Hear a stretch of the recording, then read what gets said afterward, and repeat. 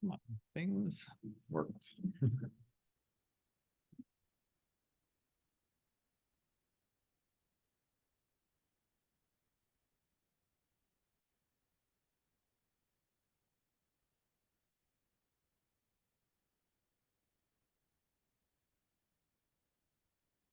Okay.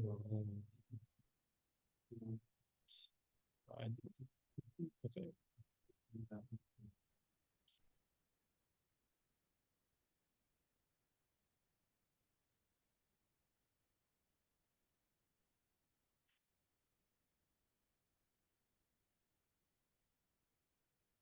What is your deal, computer?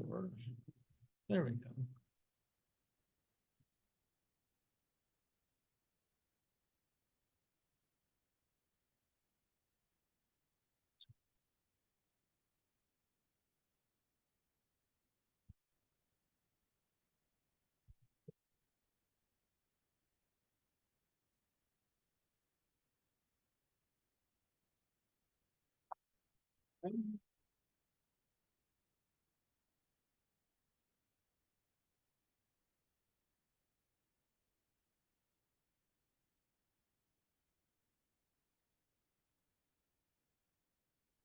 There we go. Let's try this again.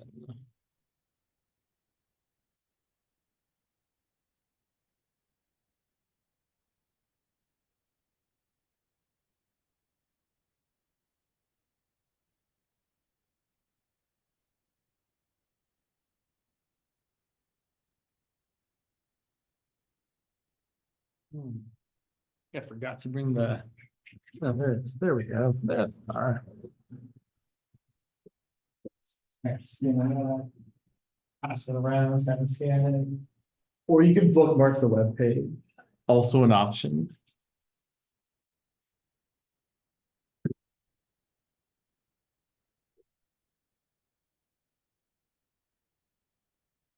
Having some technical difficulties here. Let's see if that works. Cool. All right. Let's get this a little bit more in focus here. That. Better.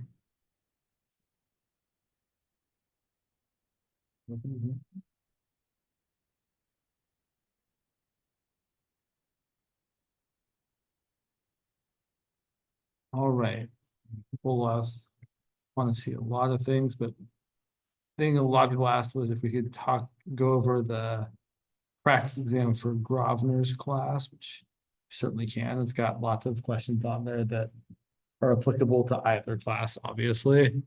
Something else I wanted to mention. I will point out, so the practice is going to be posted, I think it's from 2005. And that's what it said on the thing would look at. Look, I mean, let's see.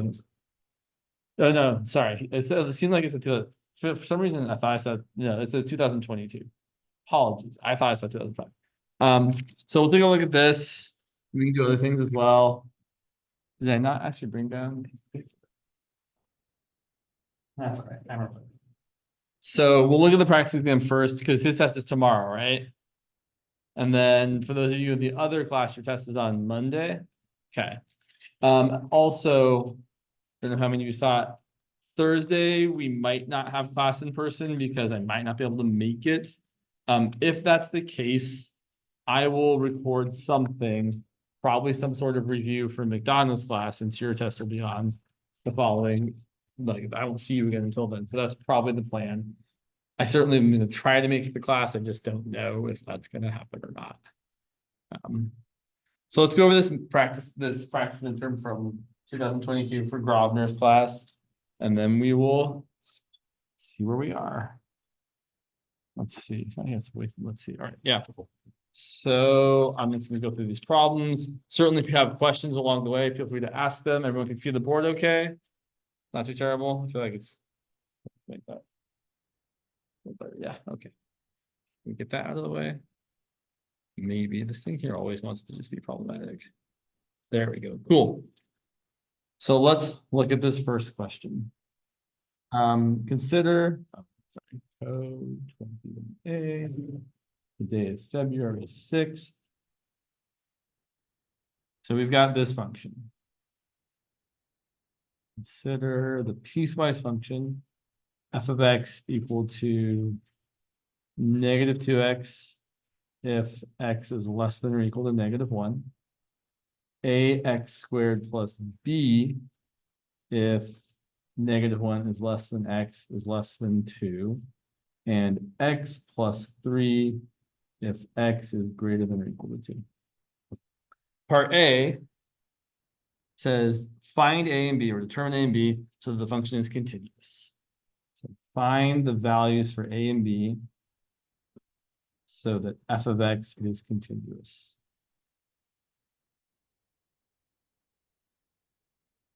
So I will point out that to be continuous, we have to meet the three conditions. The function has to exist at every point. The limit has to exist at every point, and they have to be equal to each other at every point. Specifically here, the points of interest where we're concerned about those things actually being true are at x equals 1 and at x equals 3. X equals negative 1 and x equals 2. Right, where we change from one piece of the piecewise function to the next piece. So really what we're concerned about here is whether the limits exist or not. Because we know that f of negative 1 exists. F of negative 1 is 2. Similarly, we know that f of 2 exists. We plug it in the last piece, you get 2 plus 2, which is 5.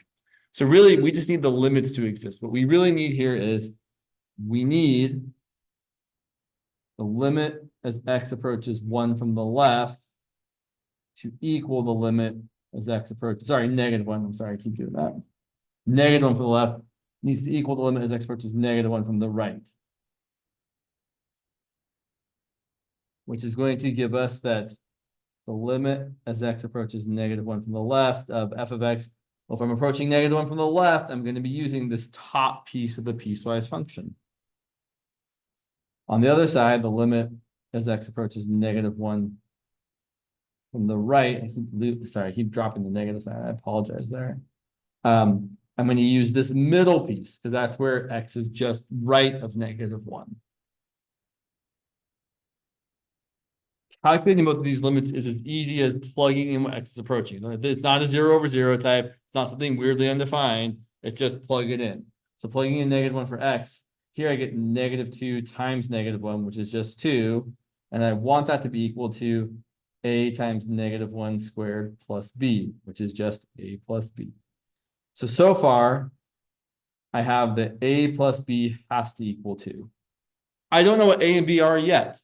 There's a lot of potential options. It could be 1 and 1. It could be 0 and 2. It could be 5 and negative 3. We need another equation involving a and b so that we can determine what a and b have to be. So that's where the other potential place of discontinuity comes into play. We're also going to look at the limit as x approaches 3 from the left, needing to be equal to the limit as x approaches 3 from the right. Sorry, I don't know why I got 3 in my head. Somehow 3 is in my head. What should I be saying, really? 2. Sometimes you just get a number in your head that won't go away. All right, so then same idea. Limit as x approaches 2 from the left of f of x is the limit as x approaches 2 from the left of this middle piece, ax squared plus b. On the right-hand side, as x approaches 2 from the right, we're going to be using this last piece because that's where x is larger than 2. Similarly, we plug in like we did here. I'm going to skip a little step and just say, if I plug in 2 for x, 2 squared is 4, I get 4a plus b. Here, if I plug in 2 for x, I get 2 plus 3, which is 5. So now I have 2 equations and 2 unknowns. I can solve for my unknowns. You can kind of go about this any way you like. I would probably solve this for b and say that b equals 2 minus a, and then substitute that in for b over here. So I have 4a plus 2 minus a equal to 5. So 4a minus a is 3a plus 2 equals 5. So 3a equals 3. So a equals 1. And then substitute that back in over here to find b. So b equals 2 minus 1. So b equals 1. Those are the values that make this function continuous. Now, did I do more work than I needed to? I don't think so, personally. I feel like it's important to talk about the limit from the left being equal to the limit from the right. But if you look at the solutions to his practice exam, he kind of just said, plug in -1 here and here, and get 2 equal to a plus b. And plug in 2 here and here, and get 4a plus b equal to 5. You could probably skip some of this work here in his class. If it was me giving the exam, I would expect to see some limits, but I know I'm not the one giving the exam, so. Try not to do too much work. Try to show enough work, right? It's kind of a fine balance. And then sketch the graph. Okay. So let's actually rewrite the function so that we can sketch the graph. So I'm going to rewrite it, plugging in my values of a and b. Now f of x is equal to -2x when x is less than or equal to -1, 1x squared plus 1 when x is between -1 and 2, and x plus 3 when x is bigger than or equal to 2. It's kind of, let's move this over just a little bit. Sure. Okay. So graphing this, we know we have a straight line piece, a parabola piece, and a straight line piece. I like to kind of think about what happens if I plug in these points to each of the pieces. So if I plug in -1 here, -2 times -1 is 2. So when I get to x being -1, my y value should be +2. And then left of that, when x is less than or equal to -1, the graph should look like y equals -2x. So it's a downward sloping graph that's going to come out at something like this. Doesn't have to be perfect, like that. And now I'm also, that's smart. I was worried about having a jump, but obviously we're not going to have a jump because we just found the values of a and b that make this thing continuous. So normally if I was graphing a piecewise function, I would then also plug in -1 to this piece, even though it's just on the edge, and say, oh, -1 squared plus 1 is 1 plus 1, which is 2. And if it was a different value, like if I plugged it in and got 4, I would have like an open circle up here on the same x value, but at a different y value. Because we know it's continuous, we know we're not going to have any open values like that. So we're just going to go from here, and then if I plug in 2 over here, 2 squared plus 1 is 5, or 2 plus 3 is 5. So up here, 1, 2, 3, 4, 5. Sure, it's kind of big. Oh, well. And then it's looking like a parabola that's been shifted up by 1. So I'm going to have the point 0, 1, and then we're going to come down like that. And then finally, y equals x plus 3 is a straight line. Looks like y equals x. We shifted it up 3. So it's going to kind of go like that. But I'm not going to start until I get to right there. It would kind of continue left like that if I wanted to. But so there's my graph. And now if I think about the range, because we're also asked about the range here. The range is just the y values. So the y values go as low as +1. And as high as forever. I wouldn't write the range like this. I would write the range as the interval from 1 inclusive all the way to infinity exclusive.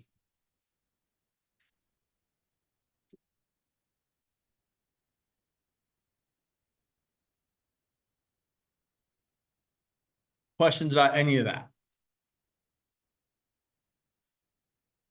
Okay. I mean, you're always welcome to ask questions. So I should just stop saying, do you have any questions? And keep going. If you have questions, you can ask them. The second part of this question is, for the values of a and b we found in the first part, where is the function differentiable? And so really, again, whenever someone asks where is something differentiable or continuous, what they're really asking is, where is it not differentiable or continuous? Because most places this graph will be differentiable. For example, if you look at the graph, certainly differentiable left of -1, between -1 and 2, and right of 2. The only places of concern are at -1 and at +2. So the question we're going to ask is it differentiable at, this is part B, at x equal to -1? So what I would actually do is I would find the derivative left of -1 and right of -1. So if x is less than -1, f prime of x is equal to -2. I didn't include -1 because at -1 things changed, so that's what I'm trying to look at. If x is bigger than -1, so -1 and 2, then the derivative is 2x. And specifically, if I plug in -1 there, then the derivative is going to be -2. So whether you're coming at -1 from the left or you're coming at -1 from the right, our derivative is going to be -2. So f prime of -1 would equal 2 times -1, which is equal to -2. I will fully admit, this is a little hand waving. I would prefer to be more precise, honestly, but looking at the way the solutions are written here, that's all that's kind of expected of you. You're not expected to be like, you're not expected to find like f prime of 2 using a limit definition or something like that. So I would leave it this way and say, oh yeah, I'm getting the same value from the left from the right. On the other hand, if we look at the second part, is it differentiable at x equal to +2? Certainly on the right-hand side of 2, we can see that the derivative is equal to 1. So I will point out that if x is larger than 2, then f prime of x is equal to 1. And with x is just left of 2, then f prime of x is equal to, again, 2x. And so as x approaches 2, from the left, f prime of x approaches 2 times 2, which is 4. And those don't match. The slope here and the slope here, not the same. Also, one sec. Also, graphically, right, we can see here, the slope over here on the left side of 2 is much steeper than the slope of the graph on the right side of 2. Question here first. Oh, yeah, of course. Sorry. If that's your raising your hand for, just say, James, can you please do the paper up? Because I might pause you and then you're like, you can't see it. Sorry about that. Yeah. Was that your question as well? Yeah. Yeah. If it's ever you can't see something, just say, James, please move the paper, do whatever. And I'll be, oh yeah, sorry. I'm not showing you what you need to see. Certainly graphically, you can see we have kind of a sharp turn here or a corner, which means it's not differentiable there. Here, if I had drawn this a little bit more carefully, you would actually see that the graph is smooth here and the slope here exactly matches the slope right there. It just doesn't look like that because I didn't draw it exactly perfectly. I see some faces that look like they might have questions. Yeah.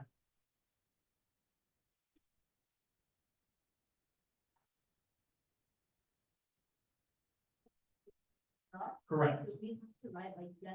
So what I would actually write is, if it were me, I would say my answer to part B is that f of x is differentiable everywhere except for at x equal to 2.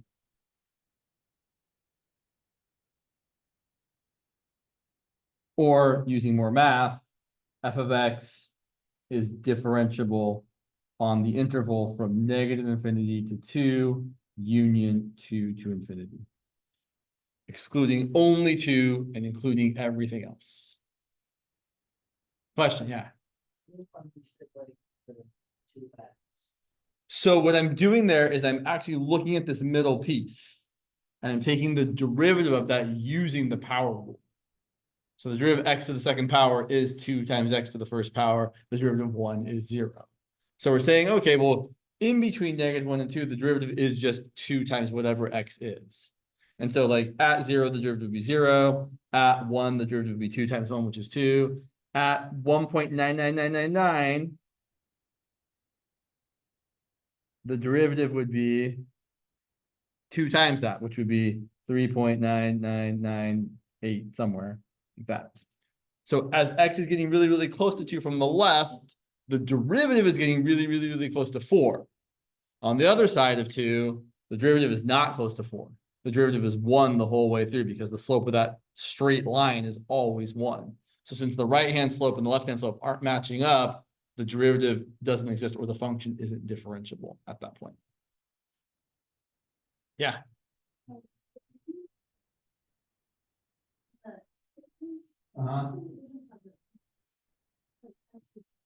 Because that's an excellent question. The reason I don't have the equal sign there is because I'm not saying the derivative exists at -1 yet. I'm looking at the derivative on the left side of -1, on the right side of -1, and seeing if they approach the same value. And in the case of -1, on the left, we've got -2. On the right, you've got 2x, and as x gets closer to -1, you do get -2. Since so they're the same, so then I can say, oh yeah, well, in fact, they're right here. F prime of -1 is equal to -2. But for the same reason, that's also why I'm not including the equal sign on either one of these, because I can't actually say what the derivative is at 2, because in this case, it doesn't actually exist. So that's why, because usually, yeah. And it's kind of a weird situation when you're talking about the derivative of a piecewise function, but this is typically how we approach it. You're welcome. All right, let's continue on to the next question on this practice exam. Some graphing. Graphing, yeah, feels like. Yeah, okay. Sure. Consider the function f of x equal to 3 times x squared minus x over x squared minus 4. Determine the domain, intercepts, and vertical and horizontal asymptotes. Also, where the graph might intersect its horizontal asymptote, which feels a little bit much to me. And then sketch the graph with all the points and features. So here's what I'd say about graphing a function. I would say you want to have, if it's a rational function like this, or really anything, you want to factor it as much as possible. And you'd also like the unfactored version as well. So I would say this is the unfactored version. I haven't factored anything yet, but I could also write it as the numerator factored. So I can factor out an x from the top. So 3 times x minus 1. And I can also factor the denominator. X squared minus 4 factors as x minus 2 times x plus 2. And generally what I would say about the factored form versus the unfactored form is in the factored form, it's easier to find the x things, meaning the x-intercepts and the vertical asymptotes. In the unfactored form, it's usually easier to find the y things, like the horizontal asymptotes and the y-intercepts. So let's find the things. Oh, I guess we start with the domain. So domain, what's not in the domain? What is x not allowed to be for sure? Exactly. X can't be 2 and -2. In interval notation, that's everything from -infinity to -2, union -2 to 2, union 2 to infinity. Notably, we were not asked about the range. Even if we were asked about the range, we should wait until we've graphed the function to try to find the range. So then we're going to find the usual things. So intercepts. So to find the y-intercept, we're going to set x equal to 0. We're going to plug it in, and we're going to say that f of 0 is 3 times 0 minus 0. I could probably stop there, but I'll write at the bottom is 0 squared minus 4.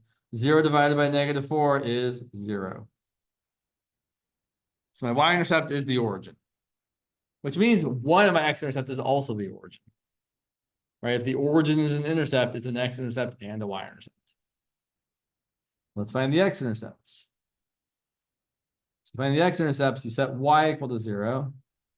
Or in other words, you set the whole function equal to 0. Now, let's be careful here. It's an x thing I'm finding. I'm going to set the factored form equal to 0 because it's easier to deal with. So I'm going to set 3 times x minus 1 over x minus 2 times x plus 2 equal to 0. For a fraction to be equal to 0, which part actually has to be equal to 0? The numerator. Right, we never want the denominator to be 0. In fact, we already know that if the denominator is 0, the function's undefined, right? We've already excluded 2 and -2. So really, I just want to set 3 times x minus 1 equal to 0, which means either x equals 0, which we already knew, or x minus 1 equals 0, which means x equals 1. Those are my two x-intercepts. The vertical asymptote should also kind of already be something we know because we already know where this function is undefined. Our vertical asymptotes we get by setting the denominator equal to 0. And we exactly get the places where the function's undefined. Thirdly, we do have a horizontal asymptote. I would actually take this original expression and distribute the 3 and say that my function is y equal to 3x squared minus 3x over x squared minus 4. So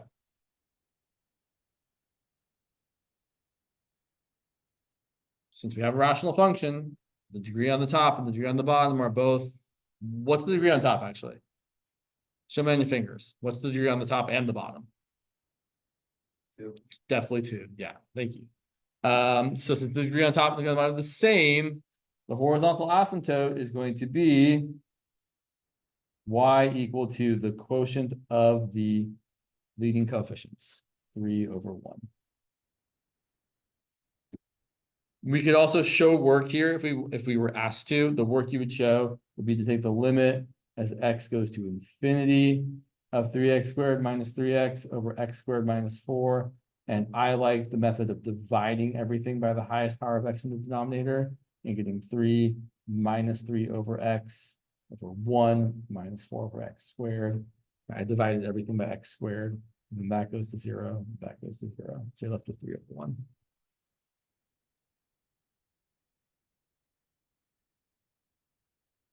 And then this question also asks you to find any places where the graph intersects its horizontal asymptote, which we certainly talked about how a graph can intersect its horizontal asymptote. It's not hard to do. So you just have to know what you're supposed to do.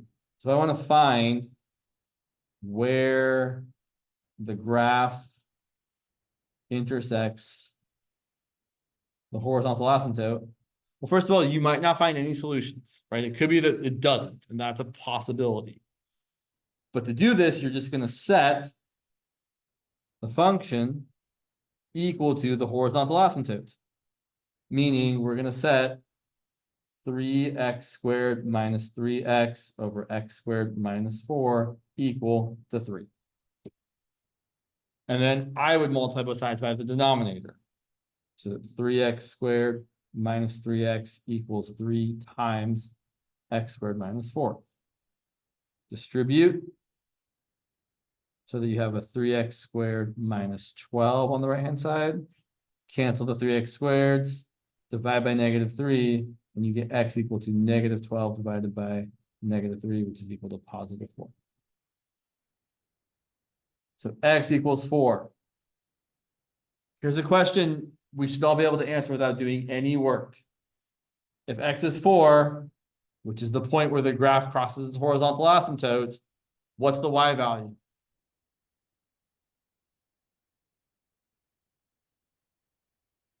What did we set the function equal to find x equal to 4? Yeah, I see some fingers. We set the function equal to 3.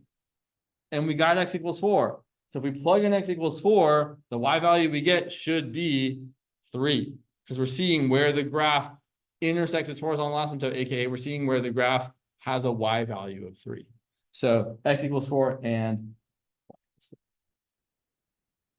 you can also plug it back in, right? If you plug in 4 to any one of these formats, you're going to get 3 times 4 times 3 over 4 over 2 times 6, and that's going to end up equaling 3.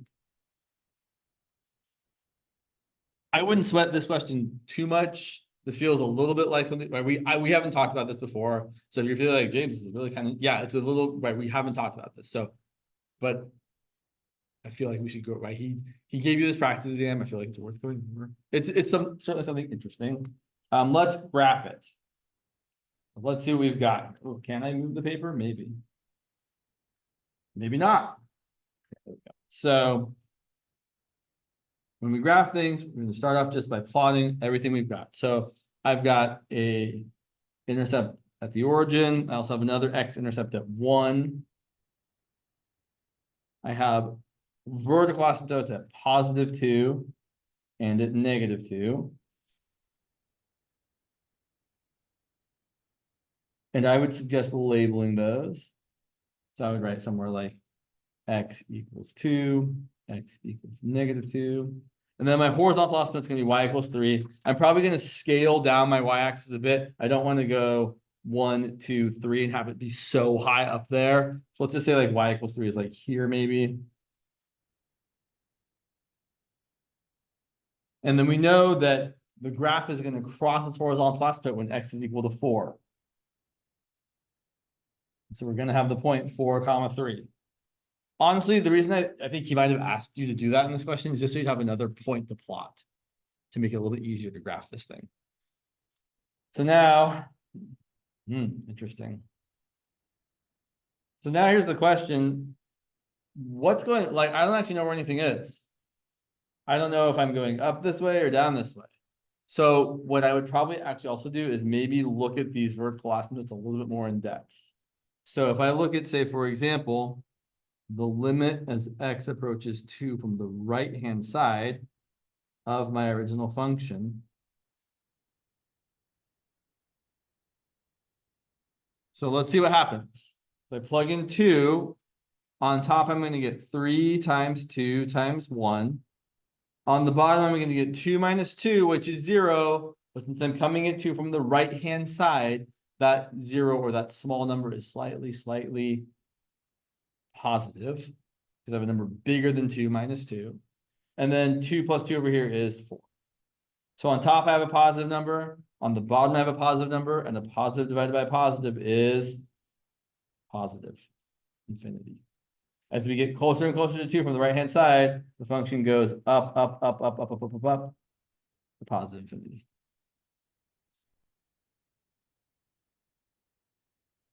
As we approach positive 2 from the left-hand side, almost the same thing's going to happen, except now we're going to get 3 times 2 times 1 on the top, and a number slightly negative times 4 on the bottom. So now we have not 0 over 0, but it's a positive over a negative, which is going to give us a negative infinity. So as we approach 2 from the left-hand side, we're going to be going down, down, down, down, down, down, down.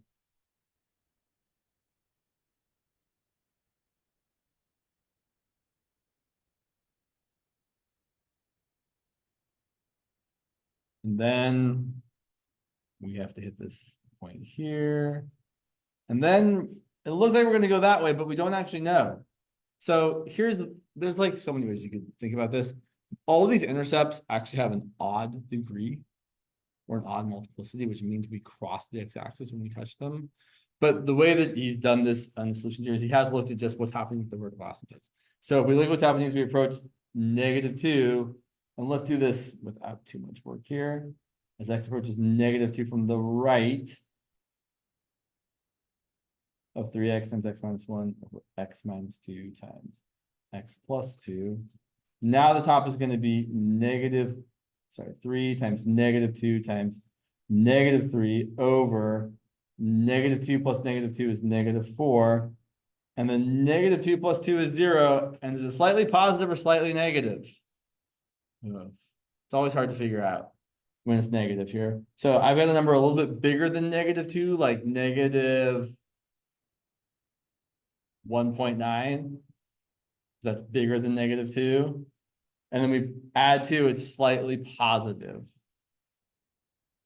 All right, so is the sign here slightly positive or slightly negative overall? Let's see. Negative, negative, negative, positive. The whole thing is negative. So we're going down, down, down to -50. And then you could test the other one, but let's just say it's going to be up this way. And I didn't finish my whole graph. I'm missing a piece. I stopped at x equals 4. I have to continue on to the right, but I don't just get to keep going down, down, down. I have to turn around and get closer and closer to my horizontal asymptotes.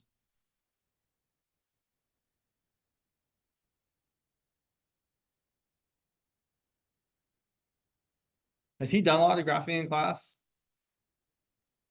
Some? I don't know. It seems, I don't know what to say about this question. It feels like not the focus of the class at this point. That's all I have to say about that one, unless you have I'm trying not to say, do you have any questions, but I obviously can't not, so. Do you have any questions about this problem?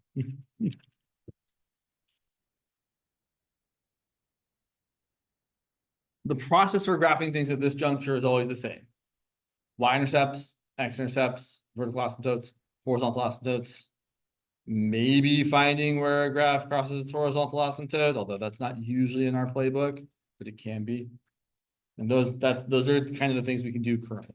Later on, when we get to chapter 4, we'll talk about graphing functions using the derivative as well to help us have a nicer, more accurate graph. All right, let's look at some limits. Oh, there's a chat. Let's see what's in the chat. Let me not move that because maybe I have a question with that. He's done. Okay. All right. Fair enough. Thanks. I will point out this test does not look that long to me. I mean, it's not short, but it's not particularly length. I mean, it's a decent length. I could see writing a longer test. Doesn't mean he will. Doesn't mean he won't. So let's look at the following limit. 3a. The limit. What is it written here? Okay, it's a minus sign. The limit as x approaches 0 of 7x minus, or is that plus? No, it's plus, sorry. Plus sine of 3x over 3x plus sine of x plus 2x times the square root of x plus 1. What a wild looking question. What should we do first?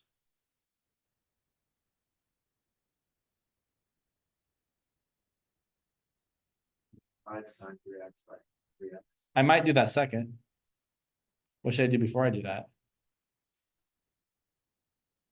I see people mouthing it to themselves and not wanting to say it out loud. We should plug in 0 to make sure you don't just get a number, because you might just get a number and then be done with it. So if I plug in 0, I get 7 times 0 plus sine of 0 over 0 plus sine of 0 plus 2 times 0 is 0. And sine of 0 is 0. So we do get 0 over 0. But you always need to check, because sometimes people like to do tricky things if you make you get like 0 over 2, which is equal to 0, and then you're done and you don't need to do any crazy work. But you're right. We definitely should divide everything by 3x. But this is a good first thing to try. And yeah, and this problem is definitely, I would say this limit looks a little atypical, right? This is like, conjugate's not really a thing we can do here, although the square root kind of suggests that. We can only really multiply with the conjugate when it's something plus one other thing or something minus one other thing. But since you have 1, 2, 3 things added together in the denominator, there isn't really a conjugate to think of here. So yeah, I think dividing everything by, I would probably pick x personally, but 3x was what I'm going to do x just to be different than what he's done here to show you. So yeah, so let's divide everything by x.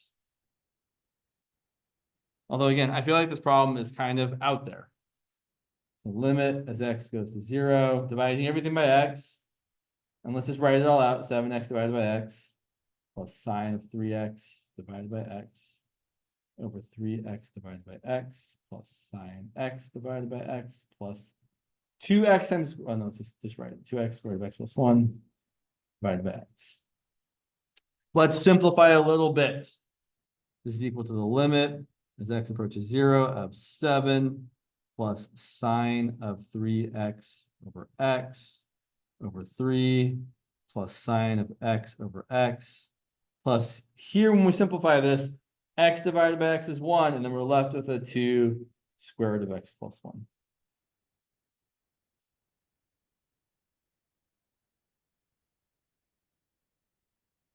What's the limit as x goes to 0 of sine x over x going to be? Yeah, it's going to be 1.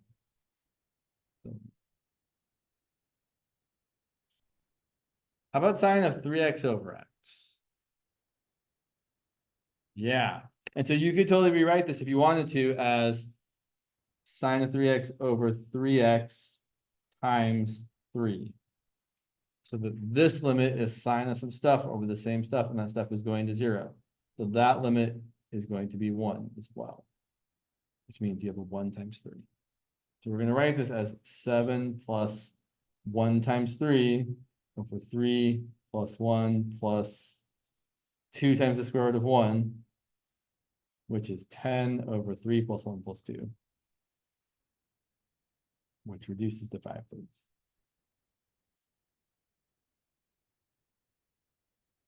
Kind of a weird question. Normally, I would say when we have 0 for 0 type limits, I don't usually think of dividing everything by x. But I didn't see anything else, and it was a good suggestion.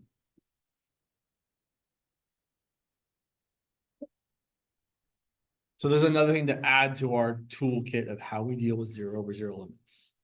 If you have something that's 0 over 0 like this and kind of funky looking, you might also try dividing the top and bottom by the highest power of x that you see. That's more of a method reserved for limits as x goes to infinity, but obviously not exclusively because we just did it here and it worked out. If you wanted to talk a little bit more about the limit rules that we employed here, so if someone said to do this problem, but to show all the limit laws that were being applied, what you could do is you could, from this step here, write it as kind of grossly, the limit as x approaches 0 of 7, plus the limit as x approaches 0 of sine of 3x over x, over the limit as x approaches 0 of 3, plus the limit as x approaches 0 of sine x over x, plus the limit as x approaches 0 of 2 squared of x plus 1. Because when you have the limit of a quotient, it's equal to the limit of the top over the limit of the bottom. And then when you have the limit of a sum, it's equal to the sum of the limits. Or the limit of a sum of more things, it's equal to the sum of those, the sum of those limits. And then the limit of a constant is the constant. The limit of this is 3. The limit of a constant is a constant. The limit of that is 1. And for this, you can plug in the 0 and get 2. So that's kind of a more, you should never do this unless you're asked to. Like, no one wants you to show that work. But it very, very occasionally, someone's like, show me all the steps you would use using the laws of limits. To that end, also, someone in the reflection asked about L'Hopital's rule. L'Hopital's rule should not be on your radar currently. It'll be at the end of the quarter, something we'll talk about. But if anyone's talking about using or talking about L'Hopital's rule, what they're probably saying is you should not be using L'Hopital's rule at this juncture, is what should be being said. If you've heard of it, that's great, but don't use it right now because they're probably not going to they're probably not going to be like, oh yeah, you've done this correctly. They want you to do other ways. Let's look at the next limit here. What appears to be a more typical limit. 3b, the limit as x approaches 2, x squared minus 4 over the square root of x plus 7 minus 3. And I'm going to ask you again, what should we do first? Thank you. We should plug into. And if we plug into, I'm not going to actually write down because we can see a little more easily here that we get 4 minus 4, which is 0 on top, and 3 minus 3, which is 0 on the bottom. So then we should employ some of our algebraic methods here. And I would probably start by multiplying the top and bottom by the conjugate. I'm also going to end up factoring that numerator, but for now, let's just start by multiplying everything by the square root of x plus 7 plus 3 over the square root of x plus 7 plus 3. Multiply out the things that are conjugates. Don't multiply out the things that aren't conjugates. Do write the limit every time until you've actually found the number. So in the denominator, we're going to have the square root of x plus 7 times the square root of x plus 7, which is x plus 7. The middle terms cancel. The 3 times the square root of x plus 7 and the negative 3 times the square root of x plus 7 add up to 0. And finally, the negative 3 times 3 is going to give us a minus 9.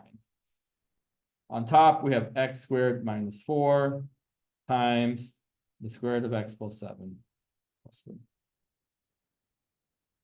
Simplify. In the denominator, we see that x plus 7 minus 9 is x minus 2. In the numerator, the x squared minus 4, we can certainly factor as an x minus 2 times an x plus 2. We still have the conjugate square root of x plus 7 plus 3.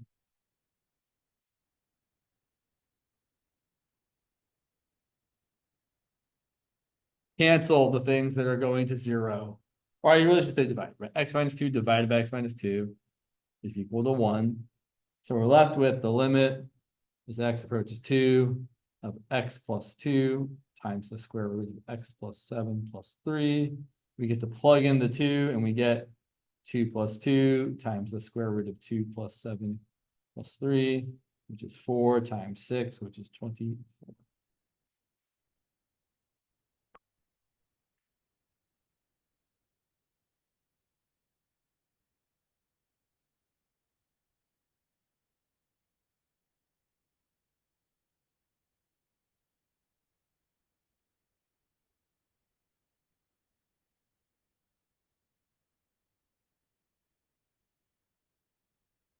Interesting.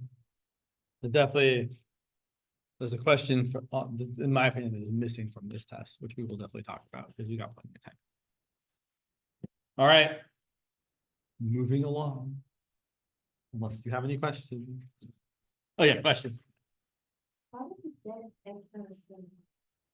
So say that one more time, how we get what? Because x plus 7 minus 9, 7 minus 9 gave us -2. And what I would say more generally is typically, if you're plugging in 2 and getting 0 over 0, we expect x minus 2, or whatever you're plugging in, to show up. So if I'm plugging in 7 and getting 0 over 0, I expect to get an x minus 7 in the numerator and in the denominator after I've done the appropriate amount of work.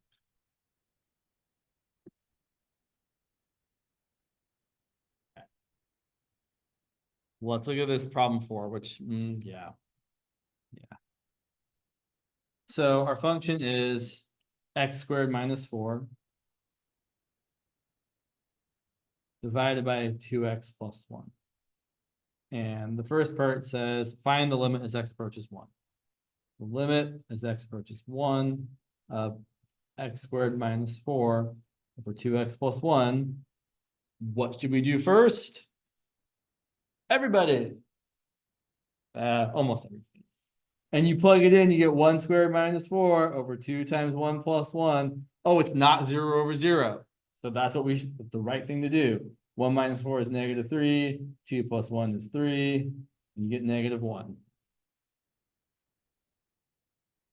And then the second part of this, which is the whole delta epsilon jazz. So here's part B. It says for a given epsilon greater than 0, determine or find delta greater than 0 such that, or so that, the usual limit definition of, or sorry, the definition of the limit, which is so that x being close to 1, or x minus 1 in absolute value being less than delta, will guarantee that the absolute value of f of x, which I'm going to write as x squared minus 4 over 2x plus 1, minus the limit, which is -1, is less than epsilon. And the unfortunate part about this problem is it's done a different way than we have talked about. We have always talked about doing this where you kind of set up 2 compound inequalities and kind of isolate x in both of them. And the problem is here, I don't think you can actually do it that way. And the reason why is because, so first of all, on the left-hand side, it wouldn't be that big a deal, right? If I tried to do x minus 1 between delta, I think you should do delta 2 on that side and negative delta 1 on this side. And then I tried to isolate x, no big deal. X is between 1 plus a little bit and 1 minus a little bit. The problem is isolating x over here, I think might actually be impossible. So, right, if we tried, I'm not going to continue with it, but if we tried to do this, I would get a common denominator and have x squared minus 4 over 2x plus 1 plus 1, and then multiply by 2x plus 1 over 2x plus 1. And then I think we're kind of stuck, because if I do this, I have x squared plus 2x and minus 4 plus 1 is -3 over 2x plus 1 between epsilon and negative epsilon. And I don't know a way to get x isolated over here. I don't think it's doable. So this is where we have to appeal to a different method of figuring out what our delta is. And so then this is kind of the older textbook version of how you would normally do a delta epsilon proof. So the thought process here is we're gonna find delta so that the absolute value of x minus 1 less than delta gives us, or whatever the words are, that the absolute value of f of x minus L is less than epsilon. So we're gonna start with this, but we're gonna make an assumption. We're going to assume that delta is less than 1. Or in other words, we're going to assume that the absolute value of x minus 1 is less than 1. 1 is not the only choice you can make. You can pick another smaller number. 1 is a pretty typical choice, though. Okay. Yeah. I think Grabner said we're not having this on. Okay, well then I probably shouldn't waste your It's a time. Precise definition. Yes. Related to it. Mhm. So I probably shouldn't spend time doing this then, because it's not gonna be on your test. I don't think McDonough is asking you to do limits like this, precise definition like this. Sorry, someone was about to say something. What were you saying? I think you said that in just like ask for the student, Okay. Why don't we look at a different example? Let's say we had something like. Let's say we want to.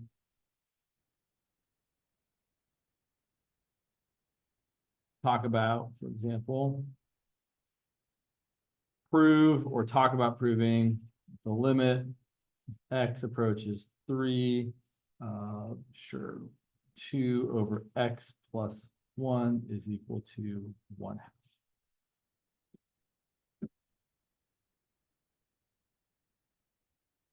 And so here's the setup. Here's what we want to do. Our setup would be our goal, our desire, we want to find delta greater than 0 such that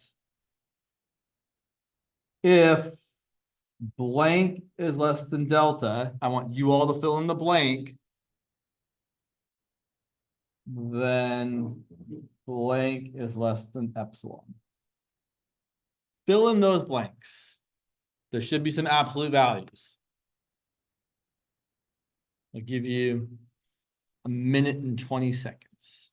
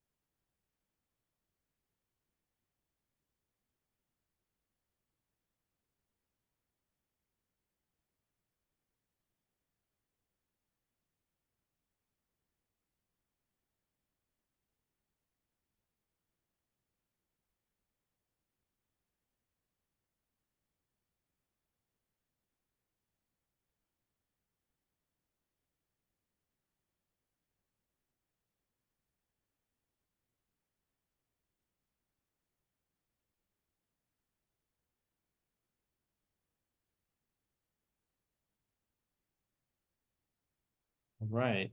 So the if part of this precise definition of the limit is always that x should be close to what x is approaching.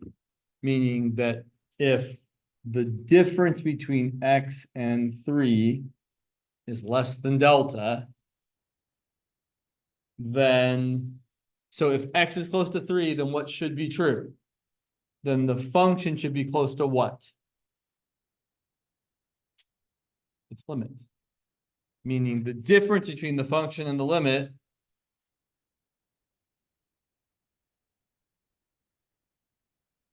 should be less than epsilon. So that's always what we're trying to say with this precise definition of the limit. Now, if you actually had to prove it, here's how you would do this one, which is a little bit more doable. We would start with two sides. This side's always the easy side. X minus 3 is between delta 2 and negative delta 1, add 3 to both sides.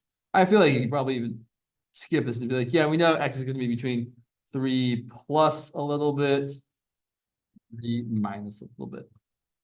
And the reason we're using different deltas is because unless your function's linear, not, delta 1 and delta 2 are usually different values.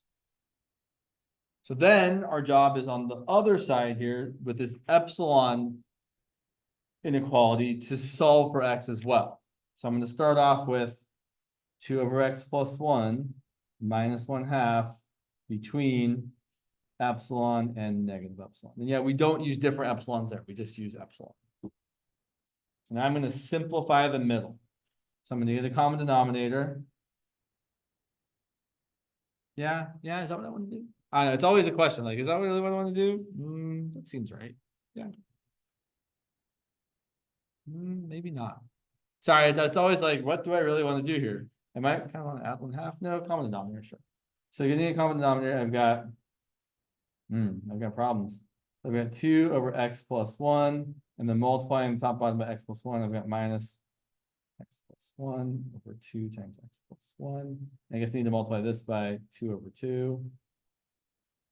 Then I've got negative epsilon less than 4 over 2 times x plus 1 minus x plus 1 over 2 times x plus 1. So then we've got minus epsilon less than, not loving this. 4 minus x plus 1 is 3 minus x over 2 times x plus 1. Yeah, it's not looking great. I feel like I've gone down a path I didn't mean to go down here, which is unfortunate because I was hoping to show you something a little better than that. Yeah, what am I forgetting here? Something, clearly. Yeah, I apologize. I'm sorry. That is not what I meant to do. Yeah. Sorry, I'm like, we could do that, but that seems gross too. Here's the other way you could approach this, which I don't really think is the right way to go, but sometimes when you think something's not the right way, it still could be. You could add 1/2 to everything, but that seems dicey. Negative epsilon plus 1/2 less than 2 over x plus 1 less than epsilon plus 1/2. And then take the reciprocal of every side. So then 1 over negative epsilon plus 1/2 bigger than x plus 1 over 2, bigger than 1 over epsilon plus 1/2.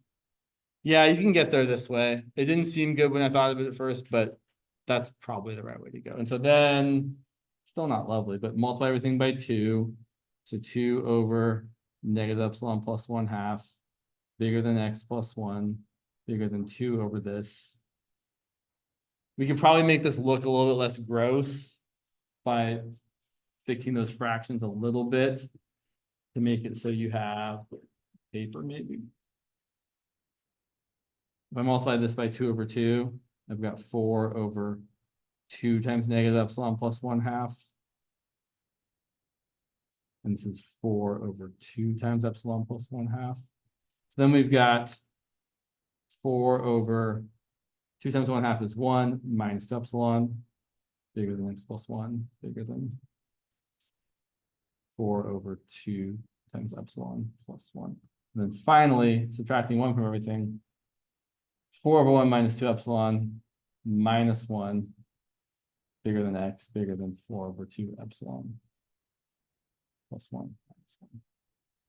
Gross, not a fan. So then you would take your deltas up here and you would say, okay, my 3 plus delta 2 should equal this thing here.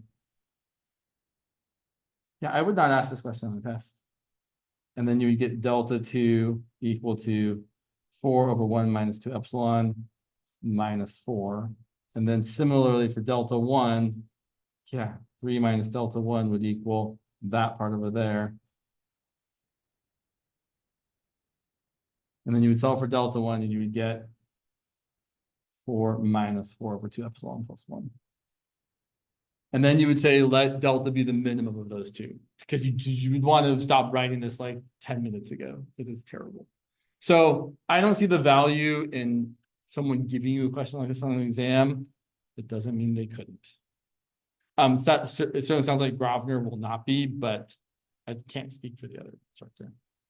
I can't speak for either of them, but this is the general process we usually use when we're trying to deal with these delta epsilon proofs or precise definition limit proofs, is we try to isolate X in each of these compound inequalities and then set the ends equal to each other. So I had here that X was bigger than 3 minus delta 1 and X was bigger than this. That's why I set this part equal to the delta 1 part. And that's why I set this part equal to the delta 2 part, because that's the side of the inequality it was on. I know it looked like the wrong side because I switched the order of the inequality here, but it's still the right side. Let's look at the last 2 questions on this practice exam, and then we can address the other things I think are missing.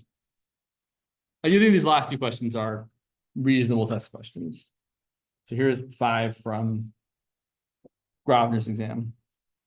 In both parts of this problem, your function is 4 root x plus x minus 3, and we're assuming that x is positive. In part A, we're told that the line tangent to the graph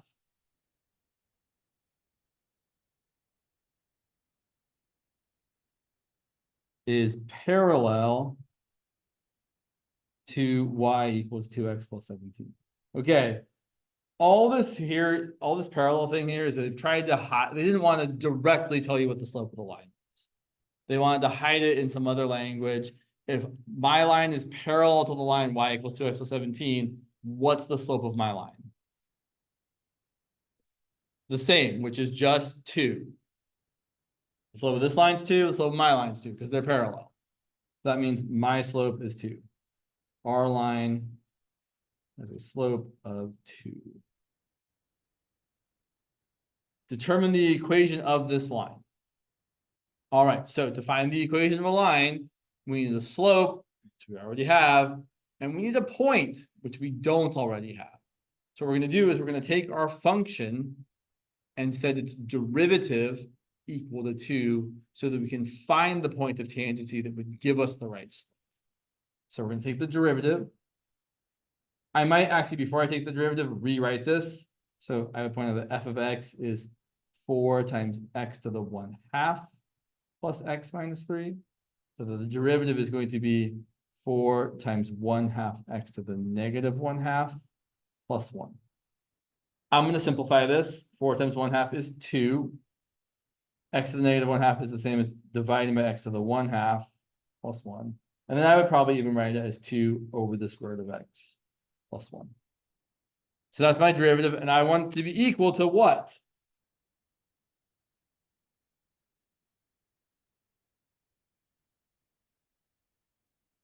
To the slope that we said we wanted the tangent line to have the slope of.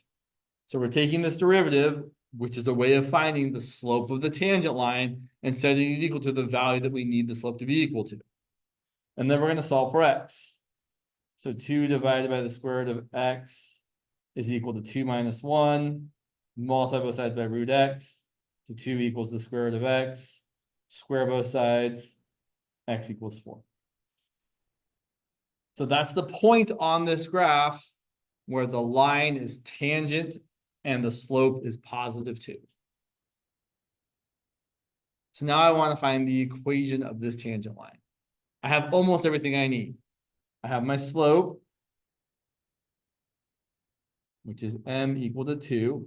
And I have half of my point. I have the x coordinate, which is 4. I need the y coordinate. And how do I find the y coordinate? I take my x coordinate, I plug it back into the original function. So the y coordinate is going to be f of 4, which is 4 times the square root of 4 plus 4 minus 3, which is 4 times 2 plus 1, which is 9. So then using my slope of my point, my equation is going to be y minus the y coordinate equal to the slope times x minus the x coordinate. And I would leave it like that unless I was told I couldn't. But most people usually tell you should write it in the y equals mx plus b form. So if we solve this for y, we have y minus 9 equal to 2x minus 8, and then adding 9, you get y equal to 2x plus 1. Technically, either of those should be acceptable, but he does say in the instructions here in the slope-intercept form. So make sure you read. Good lesson to make sure you read the instructions, right? It's always a good idea to read the instructions. All right, and then the last question on this exam. Do the graphs of y equal to f of x, which is the one up there, so 5b, do f of x equal to 4 root x plus x minus 3, and g of x equal to x cubed intersect for some x larger than or equal to 1. In other words,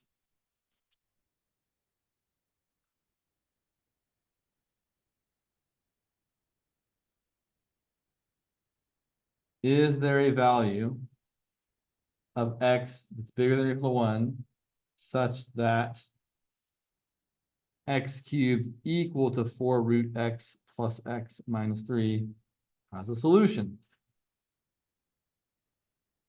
Or how I prefer to write it, x cubed minus 4 root x minus x plus 3 equal to 0 has a solution. What theorem does it look like I'm about to appeal to? Right, this is total. If they say show this a solution, but they're not actually asking me to find the solution, those words should key you into the fact that, oh, we're probably talking about the intermediate value theorem. So I'm going to call this not F or G because I've already used those names. Let's call it H as the typical third choice. So first of all, note or observe that our function h of x equal to x cubed minus 4 root x minus x plus 3 is not continuous everywhere, but is continuous on the interval that we're worried about, which is when x is bigger than or equal to 1. Right, we need continuity to be able to apply the intermediate value theorem. Second part, we need this function to be equal to a negative number somewhere and a positive number somewhere. I'm going to start at the endpoint they gave me. They gave me 1. I'm going to plug in 1. H of 1 is 1 minus 4 times 1 minus 1 plus 3, which is going to be negative 1, which is less than 0. And then I'm going to pick the next easiest value of x to plug in. What's the next easiest value of x? Specifically, what's the challenging part of plugging into this function? The cube, the square root, or the x? The square root's the part I have to actually, like, I don't just want to pick like 3, because the square root of 3 is not a number I'm super comfortable with. The next easiest thing to plug in would be what? 0 is normally the answer I would look for. That's a great answer, except, well, but why not 0? Well, because we're told that we're living in the place where x is bigger than or equal to 1. Right, that was part of the right. The question was, do these intersect for some x bigger than or equal to 1? So we can't go smaller than 1. So normally 0 is an excellent choice. Here, the next choice I would pick would be 4. So h of 4 is 4 cubed minus 4 times the square root of 4 minus 4 plus 3, which is definitely going to be positive because it's going to be 64 minus smaller things. I don't really care that that's what number that is. I just care about seeing enough of it that I know it's positive. So then it's continuous, it's negative somewhere, it's positive somewhere. We can say by the intermediate value theorem, there must be a number, we usually call it C, between the two x values we picked. What two x values did we pick? Oh, sorry. Between 1 and 4. Oh, there's some chats there too. Between 1 and 4, such that h of c is equal to 0. And that's it. Let's see what the chat says. Where does the 1/2 come from? So square root of something is saying, is that something to the 1/2 power? Yeah.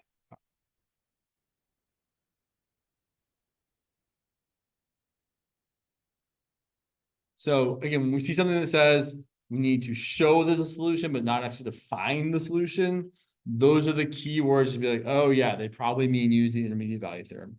You definitely should mention continuity when you're trying to use the intermediate value theorem, right? The function you're looking at doesn't have to be continuous everywhere, but it does have to be continuous on the interval that we are working with.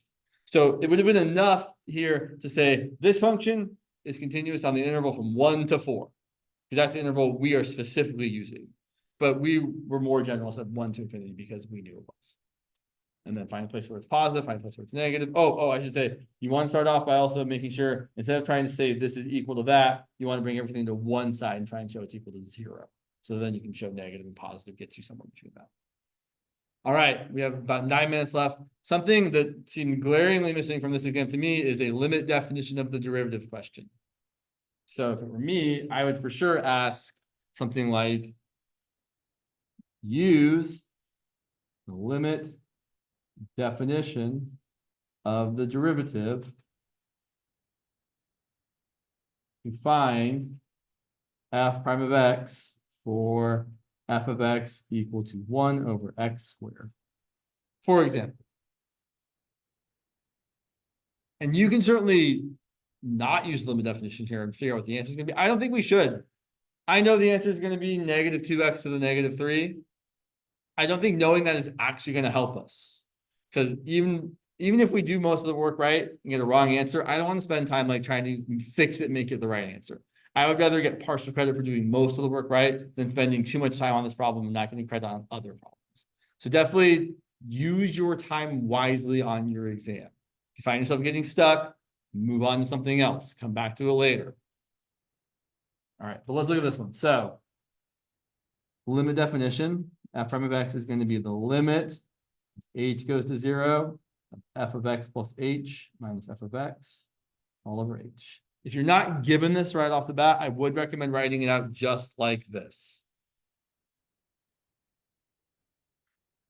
And then actually using the function you're given. This is going to be the limit as h goes to 0, f of x plus h, instead of 1 over x squared, it's 1 over x plus h squared. Minus 1 over x squared all over h. All right, we need a common denominator. So we're going to rewrite this as the limit as h goes to 0 of 1 over x plus h squared times x squared over x squared minus 1 over x squared times x plus h squared over x plus h squared. And I get really tired of writing everything divided by h when it's fractions and fractions. So I'd encourage you to slap some brackets around this and say, instead of dividing by h, multiplying by what?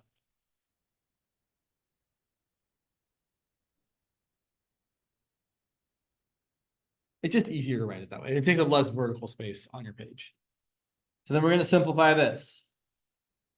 So we're going to write this as limit as h goes to 0.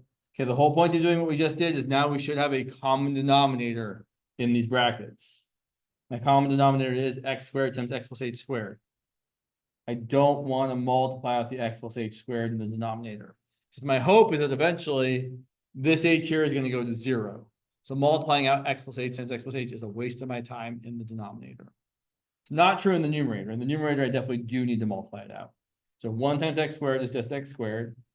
And minus x plus h squared is x squared plus 2xh plus h squared. Still have that 1 over h there. Reminder, our ultimate goal is to make that h in the denominator that was originally there cancel out. That's what we need to happen before we can take the limit. So we need that h there to eventually go away, which means we need all the h's in the numerator, all the not h's in the numerator to go away. So let's see what happens here. It's going to be the limit as h goes to 0 of, let's distribute that minus sign, x squared minus 2xh minus h squared all over x squared times x plus h squared. You could actually put this h in the denominator down there if you prefer to. It's totally fine. I'm gonna write it out here. But then, yeah, look, the x squared minus x squared is 0. Every other thing in the numerator has an h in it. So I can rewrite this as the limit as h goes to 0 of h times negative 2x minus h all over x squared times x plus h squared times 1 over h, but then this h divided by that h, that divides to 1. So now I'm left with the limit as h goes to 0 of negative 2x minus h over x squared times x plus h squared. And now we've dealt with the h that was a problem, so we plug in zeros for the rest of them. And we get negative 2x minus 0 over x squared times x plus 0 squared. You could probably skip that step and write it as negative 2x over x squared times x squared. Or if you prefer, negative 2 over x cubed, or if you prefer, negative 2x to the negative third. As expected.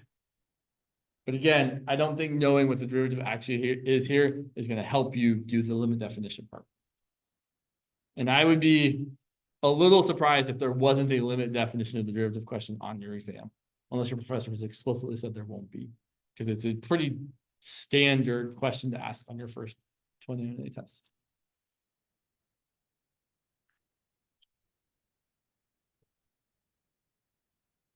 All right, so you all have it, well, not you all. Many of you have a test tomorrow.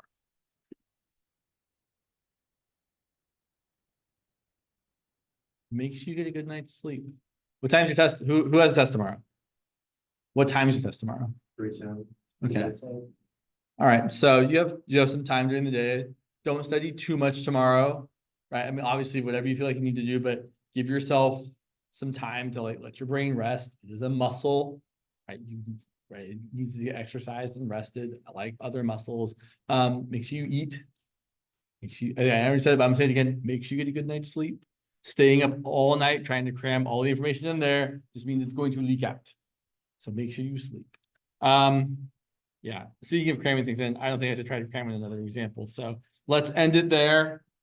Thursday, also Thursday, I'll keep you updated. I will say, plan on coming to co-class on Thursday if you're planning on coming, or don't if you don't. But look for a message from me in Canvas, which will probably be not very I'll probably send it at like 12:30 if I think I'm not. I'll probably send a message either way that I'm either going to make it or not make it. But just look for that message so you know whether or not you should actually come. And if I can't make it, then I will definitely put something together more geared towards those of you in McDonough's class to give you some sort of review as well for your exam on Monday. And then it'll be all derivatives all the time. That's not entirely true, but it's mostly true. Okay. Good luck on your exam tomorrow for those of you that have one. He said, I have the exam tomorrow. He said the problems are gonna be like, they're obviously different than that, Sure, yeah. but the same form as 1, 2, 3, 5. Okay. So I'm guessing that fifth problem is probably gonna be. Sure. Yeah.